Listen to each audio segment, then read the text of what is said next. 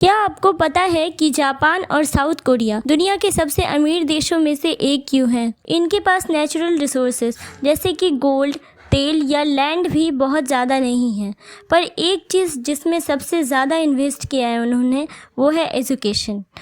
किसी ग्रामीण परिवार में पला बढ़ा बच्चा भी एजुकेटेड होकर अच्छे जॉब पाकर अच्छा बिजनेस स्टार्ट करे और एम्प्लॉयमेंट क्रिएट करे तो वो अपनी पूरी फैमिली के साथ साथ हज़ारों लोगों की ज़िंदगी बदल सकता है। तो अगर किसी देश के करोड़ों बच्चे क्वालिटी एजुकेशन लें तो ऑब्वियसली वो अपने देश को नई ऊंचाइयों तक लेकर जा सकते हैं। Hi friends, welcome back to my channel A K knowledge videos.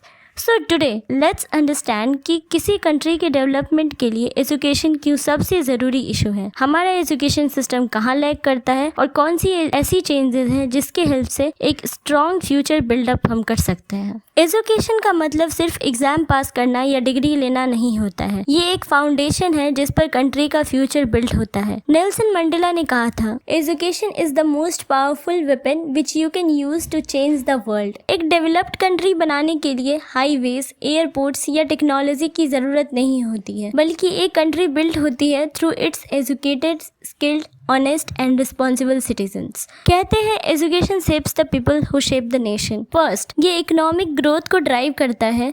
जो लोग एजुकेटेड होंगे वो वैल्यूएबल स्किल्स गेन करते हैं, क्योंकि उन्हें और भी प्रोडक्टिव बनने में हेल्प करता है। Skilled workers, entrepreneurs, scientist and professionals country के बिजनेस, इंडस्ट्रीज और इकोनॉमी में काफ़ी कंट्रीब्यूट करते हैं। सेकेंड, एजुकेशन गरीबी को कम करता है। अच्छा एजुकेशन एक बेहतर जॉब पाने के और स्टेबल इनकम अर्न करने के चांसेस को बढ़ा देता है। लोगों को अपॉर्चुनिटी मिलती है कि वो अपने लाइफ्स को इम्प्रूव कर सके और अपनी फैमिली को सपोर्ट कर सके। थर्ड, एजुकेशन साइंस, टेक्नोलॉजी और इनोवेशन को प्रमोट करता है।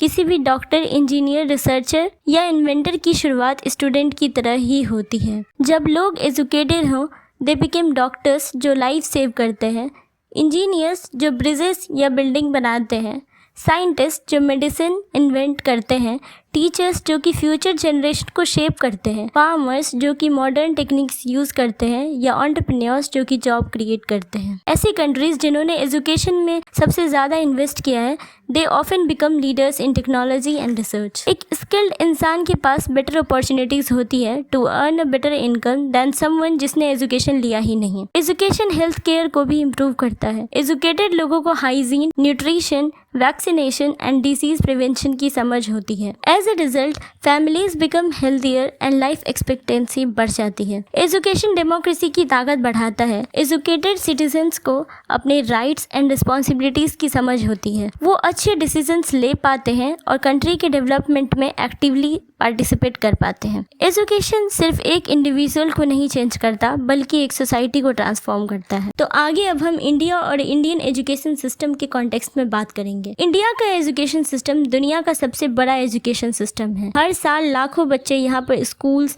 कॉलेजेस और यूनिवर्सिटीज़ में अटेंड करते हैं। हम प्राउडली कह सकते हैं कि हमारे देश से world class professionals, scientist, entrepreneurs और लीडर्स निकल कर आ चुके हैं। पर इन अचीवमेंट्स के बावजूद हमारे सिस्टम में काफ़ी चैलेंजेस हैं। पहला चैलेंज है रोट लर्निंग, यानी कि रट्टे वाली पढ़ाई। काफ़ी बच्चे कॉन्सेप्ट समझने के बजाय सिर्फ मार्क्स स्कोर करने के लिए पढ़ते हैं। अक्सर एग्जाम के बाद वो सारा इन्फॉर्मेशन भूल जाते हैं। दूसरा प्रॉब्लम है कि एग्जामिनेशंस पर हेविली फोकस किया जाता है। अक्सर मार्क्स ज़्यादा इंपॉर्टेंट हो जाता है then creativity, communication, problem solving and practical knowledge. तीसरा जो मेजर इशू है वो है इनइक्वालिटी। काफ़ी ग्रामीण स्कूल्स में इंफ्रास्ट्रक्चर काफ़ी ख़राब होता है, इंटरनेट एक्सेस लिमिटेड होता है और टीचर्स की भी कमी होती है। इन इंडिया स्कूल्स में बच्चों को स्किल्स सिखाए ही नहीं जाते। काफ़ी ग्रेजुएट्स डिग्रीज तो अर्न कर लेते हैं पर उनमें प्रैक्टिकल स्किल्स की कमी होती है। एज ए रिजल्ट वैकेंसीज होते हुए भी आज देश में अनएम्प्लॉयमेंट एग्जिस्ट कर रहा है।